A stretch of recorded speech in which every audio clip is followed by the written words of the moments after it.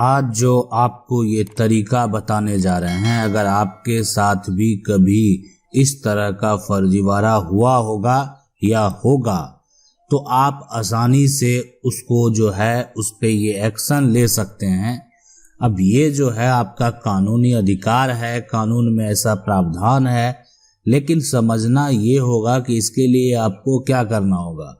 Registered document को आप समझते होंगे। रजिस्टर्ड डॉक्यूमेंट ये होता है, मान लेते हैं कोई भी आपका जो एक बीच का एक तरह से कॉन्ट्रैक्ट तैयार हुआ तो उसके लिए आपने एक रजिस्टर्ड डॉक्यूमेंट यानी एग्रीमेंट बनवाया।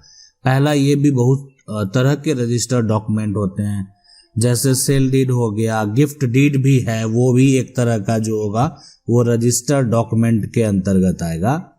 तो ये सारे जो होंगे, सेल डीड हो गया, गिफ्ट डीड हो गया, या कोई भी रजिस्टर्ड डीड हो गया, सारे जो रजिस्टर्ड डॉक्यूमेंट हैं। अब इसके अलावा भी बहुत सारे डॉक्यूमेंट आ सकते हैं जिस पे इस तरह का कानूनी कार्रवाई आप कर सकते हैं।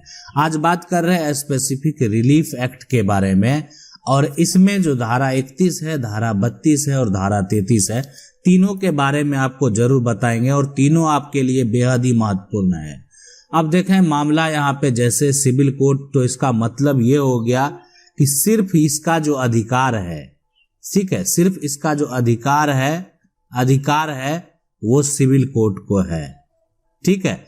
तो इसलिए आपको सिविल कोर्ट तो जाना ही होगा। इस बात को आप समझ लीजिए। मतलब ये जो इस तरह के डेड है, आपको अगर इस पर किसी भी प्रकार का कोई फर्जीवाड़ा हुआ है तो आप ये सोच रहे हैं कि लोकल जो भी अधिकारी हैं उनके पास जाएंगे तो वहां पे आपका मामला का हल हो जाएगा, तो बिल्कुल नहीं होगा।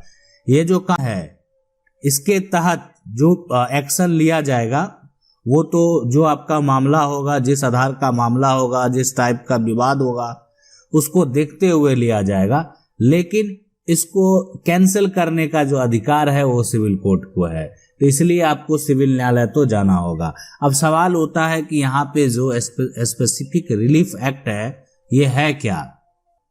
तो यहाँ पे जो स्पेसिफिक रिलीफ एक्ट है, देखिए, अगर जैसे आपके मन में सवाल चलता होगा कि क्या है ये स्पेसिफिक रिलीफ एक्ट, तो स्पेसिफिक रिलीफ एक्ट जो है यह एक ऐसा कानून है, ये 1900 जो है यानी 63 में ये कानून बनाया गया था। उसमें जब भी जो है वो संशोधन है उसकी बात अलग है, लेकिन यहाँ पे जो बीच में किसी दो व्यक्ति के बीच में अगर मान लेते हैं किसी भी प्रकार का कोई एग्रीमेंट होता है, कोई कॉन्ट्रैक्ट होता है, अब एक पार्टी जो है वो दूसरे पार्टी को वो फुलफिल नहीं, के लिए कोई कानून तो होना चाहिए। आपने बीच में सारा एग्रीमेंट कर दिया और आप उसको फुलफिल नहीं कर रहे हैं, आप किसी से पैसा ले लिए, जमीन को रजिस्ट्री नहीं कर रहे हैं, या आप रजिस्ट्री कर दिए लेकिन आपने गलत तरीके से कर दिया, तो सारे जो यहाँ पे मामले होंगे सब इसके अंतर्गत आएंगे। अब उस पर हो सकता है कि विवाद किस तरह का हो, किस तरह का धोखाधड़ी किया गया हो, उस आधार पे एक्शन लिया जाएगा। तो अब इसका धारा 31 यही कहता है कि कोई भी आपका जो भी रजिस्टर्ड डॉक्यूमेंट है, ठीक है, आप अगर सेल डीड करें, गिफ्ट डीड करें, या कोई भी आपके पास जो भी एक तरह से रजिस्टर्ड डीड है, सबके लिए जो है यहाँ पे यानी स्पेसिफिक रिलीफ एक्ट के तहत सिविल न्यायालय में केस फाइल करना पड़ेगा।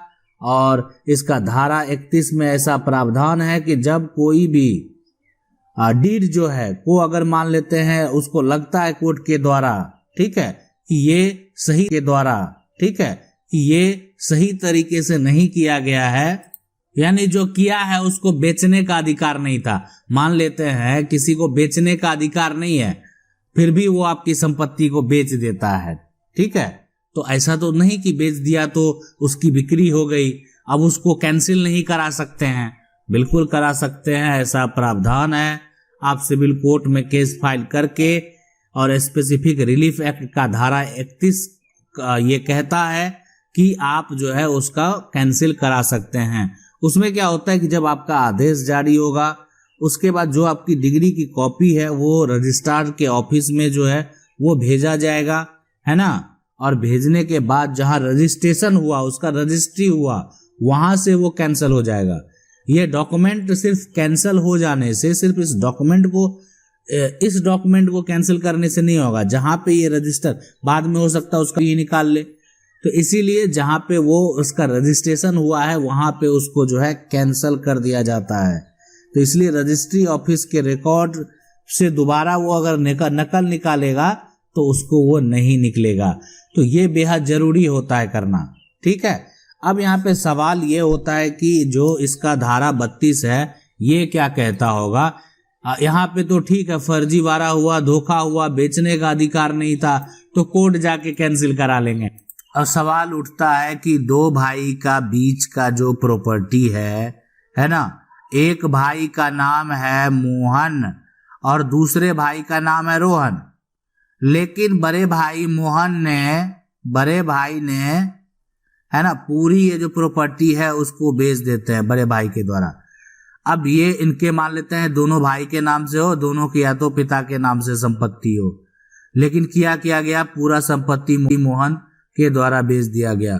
रोहन का हिस्सा कहाँ जाएगा? खरीदने वाला जो है उसको खरीद लिया, ठीक है, उस पे हो सकता है कि घर बना के रहने भी लगा। लेकिन अगर ये रोहन चाह लेगा, उसका भाई चाह लेगा, तो पार्ट बाय पार्ट रजिस्ट्री भी कैंसिल करा सकता है। और यही कहता है धारा 32, यानी स्पेसिफिक रिलीफ एक्ट का धारा 32 ये कहता है कि आप कोई भी रजिस्टर्ड डॉक्यूमेंट को पार्ट बाय पार्ट कैंसिल करा सकते हैं। मतलब आपको पूरी प्रॉपर्टी बेचने का अधिकार नहीं था, आप कैसे बेच दिए? आप दूसरे का हिस्सा कैसे बेच सकते हैं? ये गलत डीड है, इसलिए इसका इतना पार्ट को जो है वो कैंसिल किया जाता है।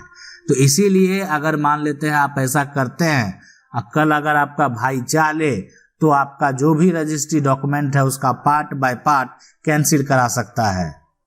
तो इसलिए ये सोच समझ कर खरीदने वाला खरीदे और जो बेचने वाला है वो भी सोच समझ कर बेचे।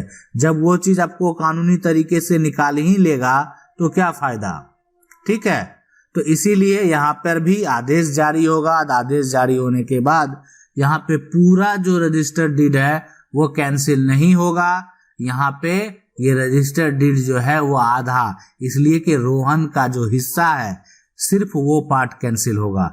अब ये सवाल आपके मन में चल रहा होगा कि जब कोई भी किसी प्रकार का कोई भी प्रॉपर्टी मान लेते हैं खरीदता है, ठीक है, वो खरीदा, अब खरीदा जिससे भी खरीदा, मान लेते हैं इसको बेचा मान लेते हैं मोहन ने, ठीक है, और बाद में ये जो है इसका जो गलत तरीके से बेच दिया मोहन के द्वारा, अब इसको जो है कैंसिल करा दिया गया।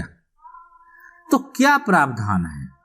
अगर ये कैंसिल करा दिया तो ये जो खरीदा वो क्या करेगा? वो तो पैसा लगा दिया है ना, तो उसके लिए कुछ भी तो नियम होना चाहिए। ये व्यक्ति मोहन को पैसा दिया, मोहन से प्रॉपर्टी खरीदा, और ये डीड जो है दोबारा मान लेते हैं किसी अन्य व्यक्ति के द्वारा, मान लेते हैं रोहन के द्वारा, इसको कैंसिल करा दिया गया। ये डीड कैंसिल हो गया। अब ये डीड जो है अगर आप इसका डुप्लीकेट कॉपी रजिस्ट्री ऑफिस से निकालेंगे तो ये नहीं निकलेगा।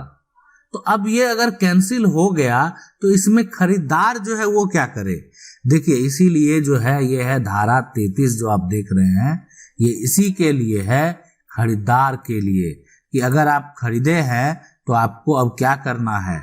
आपको गलत संपत्ति कोई बेच दिया है तो आपको क्या करना है? पैसा वापस लेना है। और स्पेसिफिक रिलीफ एक्ट का जो धारा 33 है वो यही कहता है कि खरीदने वाले को जो है पैसा भी तो वापस करने का आदेश देना पड़ेगा। कि खरीदने वाला जो है वो तो संपत्ति को पैसा देकर खरीदा, अब वो पैसा वो जिसको दिया है उसको तो अब वो वापस करना पड़ेगा। और साथ साथ वो उसको जो केस में खर्च लगा, मान लेते हैं कि उसमें आपको 2 साल का समय लगा, 3 साल का समय लगा, तो उसमें जो खर्च लगा हो सकता है कि वो भी आदेश दिया जाएगा कि उसका भी आपको पूरा जो कॉस्ट है वो भरना पड़ेगा। तो इसीलिए जब भी मान लेते हैं आप संपत्ति, आपको क्या लगता है कि आप संपत्ति खरीद बिक्री में अगर फर्जीवाड़ा कर लेंगे तो आप बच जाएंगे। थोड़े देर के लिए आप सुकून में जो आपको खुशी मिल सकती है कि आपने किसी को ठग लिया, लेकिन जब मामला कानून में जाएगा, जब न्यायालय में जाएगा और जब आप उस पेच में फंस जाएंगे तो फिर आपका जो है पूरा लाइफ बर्बाद हो जाएगा। तो इसीलिए आप अगर ऐसी गलती करते हैं तो सोच समझें, और अगर किसी के साथ ऐसा गलती हुआ है तो वो उस व्यक्ति से पैसा जरूर वसूल कर लें।